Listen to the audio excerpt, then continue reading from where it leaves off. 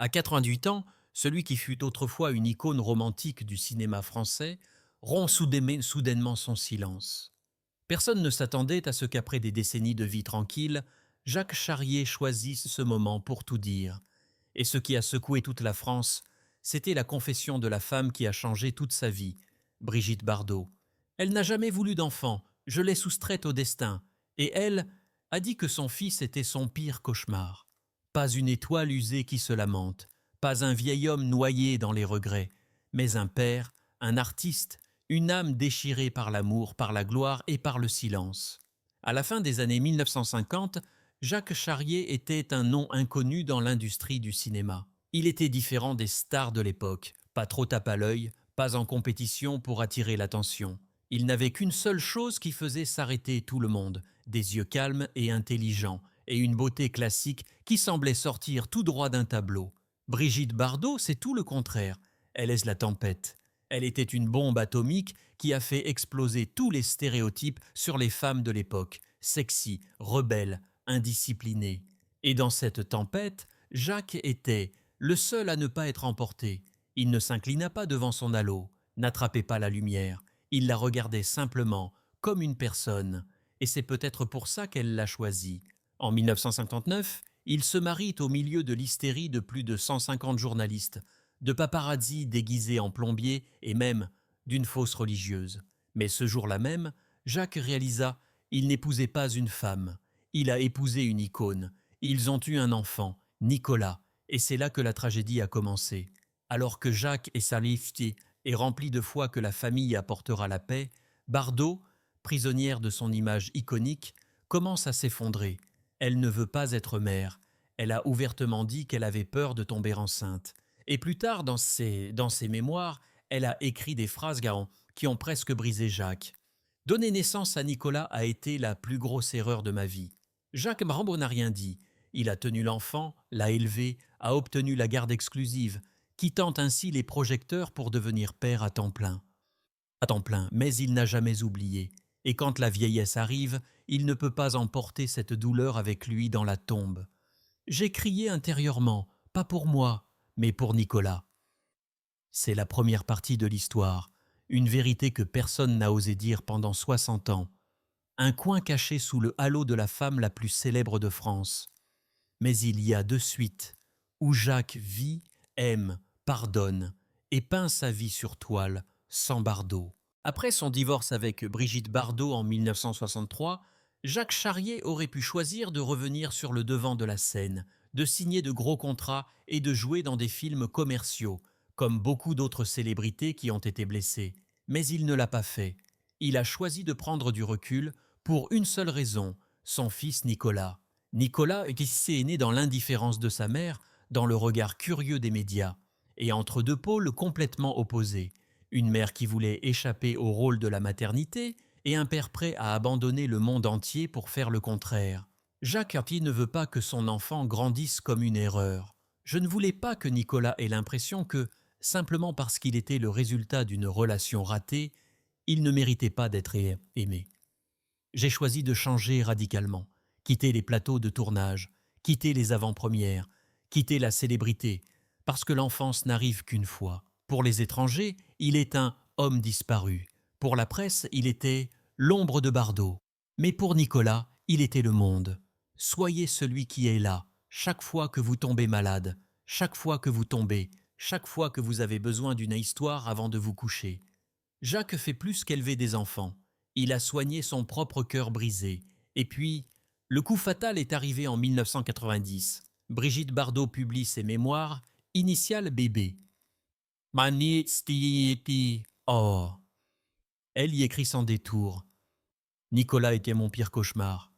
Sans mâcher ses mots, aucune métaphore, aucun regret. Jacques ça n'a pas réagi à la télévision. N'écrivait pas de lettres aux journaux, aucun litige. Il n'a prononcé qu'une seule phrase, après l'avoir gardée dans son cœur pendant des décennies. J'ai crié dans mon cœur, pas pour moi, mais pour Nicolas. Il savait qu'il ne pouvait pas empêcher son fils de lire ces mots. Elle ne peut pas non plus effacer la douleur qu'une mère peut semer dans le cœur d'un enfant. Mais il pouvait faire ce que Bardot n'a jamais fait, aimer inconditionnellement.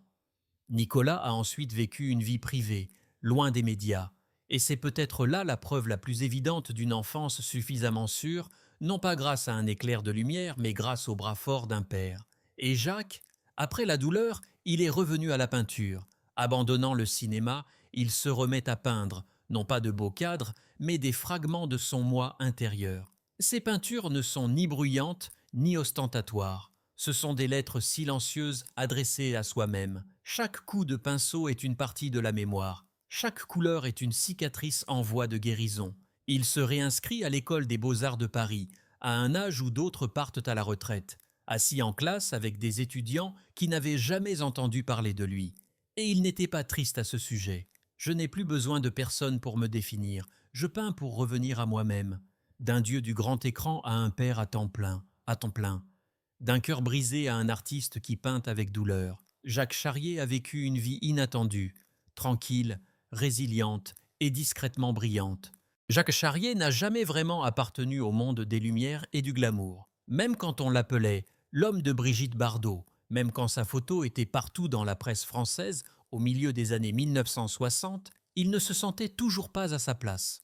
Non pas parce qu'il n'était pas attirant ou manquait de talent, mais parce qu'il voulait autre chose, la paix.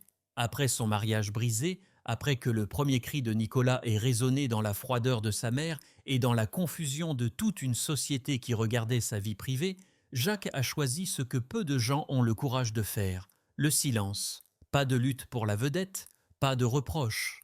Il s'éloigna, pas à pas, de l'endroit qu'il avait autrefois soulevé dans les nuages et jeté dans l'abîme. Et dans l'endroit le plus calme de sa vie, il a commencé à peindre. Ses premières peintures étaient brutes, sombres et silencieuses, à l'image de l'homme qui les peignait. Ce ne sont pas des œuvres d'art à vendre, à exposer. Ce sont des journaux. Chaque coup de pinceau est une tranche de mémoire. Une fois, Nicolas avait de la fièvre. Un après-midi d'hiver à Paris, Jacques lisait à ses enfants.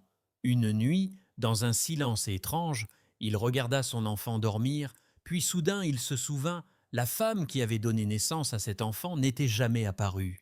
Et puis, au fil des années, la palette de couleurs change. Plus de blessures exposées, plus de rage qui couve. Les tableaux de Jacques commencent à prendre de la lumière, à voir de la profondeur. Venteux, il y a la mer, quelqu'un. Et puis, il y a Makiko. L'amour venu d'un endroit inattendu, Makiko n'est pas une star. Elle n'a pas grandi sous la pression des médias, ne savait pas qui était des Brigitte Bardot et ne se souciait pas des vieux scandales qui ont secoué la France. C'est une photographe japonaise, calme, réfléchie, et surtout, la première personne à avoir vu Jacques en dehors de l'objectif de l'ex de Bardot. Ils se sont rencontrés pour la première fois lors d'une petite exposition en Suisse où Jacques présentait ses peintures. Personne ne s'y attendait, personne n'essaie d'impressionner.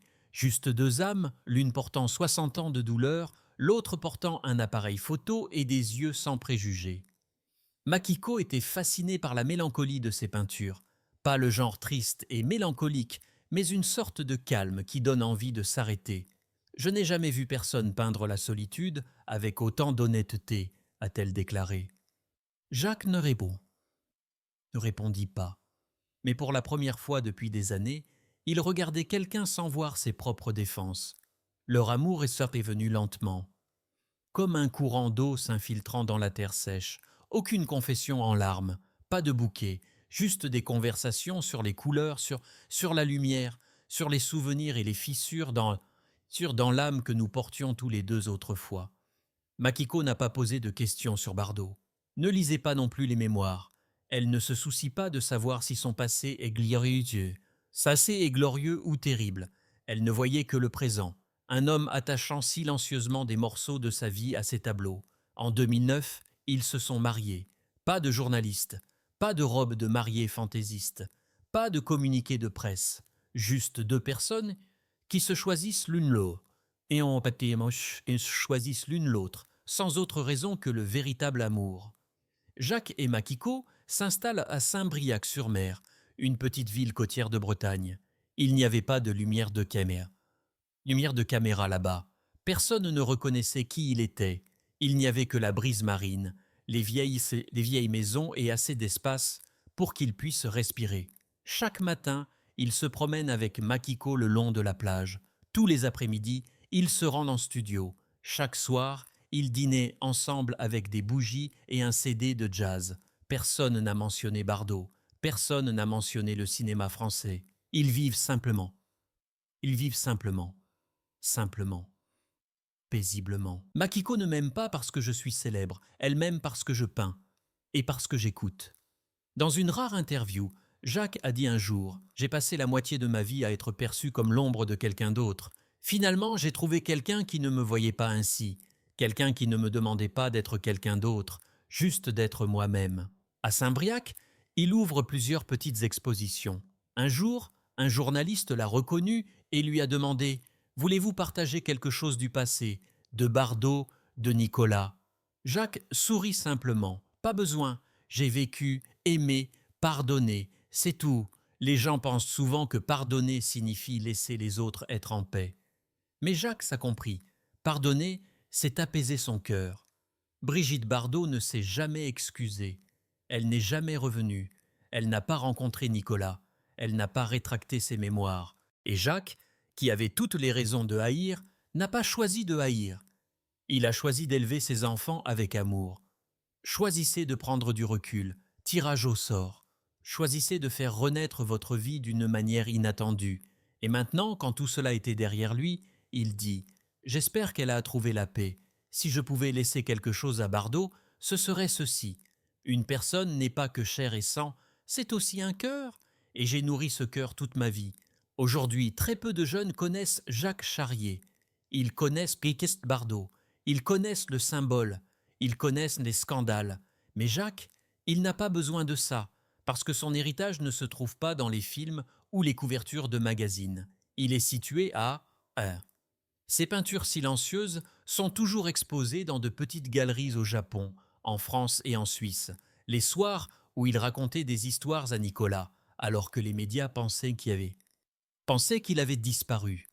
Le choix de vivre avec bienveillance, dans un monde plein d'étapes, de lumières et de souffrances, et au final, avec une femme qui n'a pas besoin de savoir qui vous êtes, qui sait juste que vous êtes vous-même. Jacques Charrier était une icône, une victime, un père solitaire, un artiste oublié.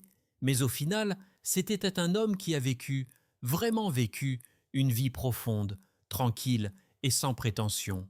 Une vie qui, si quelqu'un y regarde de plus près, verra. Plus belle que n'importe quel rôle. Pensez-vous que parfois le silence est la réponse la plus puissante? Veuillez partager vos réflexions ci-dessous. Et si cette histoire vous touche le cœur, n'oubliez pas d'aimer, de vous abonner et de sonner la cloche pour regarder les prochaines histoires cœur touchantes.